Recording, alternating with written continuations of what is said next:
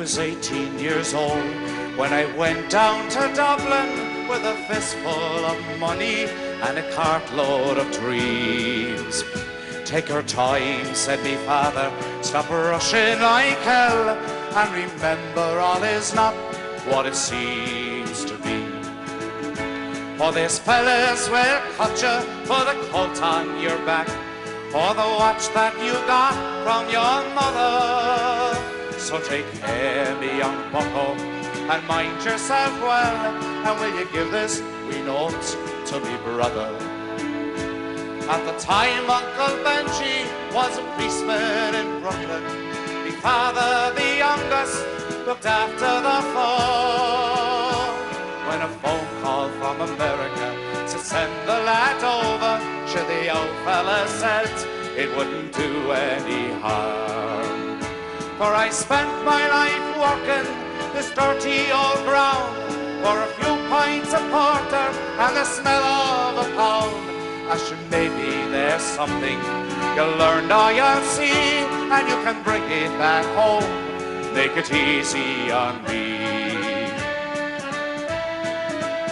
So I landed at Kennedy, and a big yellow taxi carried me and me bags through the streets and the rain. Oh, my poor heart was thumping around with excitement, and I hardly even heard what the driver was saying.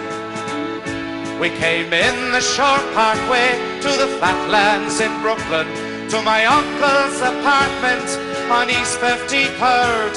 I was feeling so happy, I was humming a song, and I sang, you're as free as a bird. But to shorten my story, what I found out that day, that Benji got shot down in an uptown foray. And while I was flying my way to New York, poor Benji was lying in a cold city mall. Well, I phoned up the old fella, told him the news.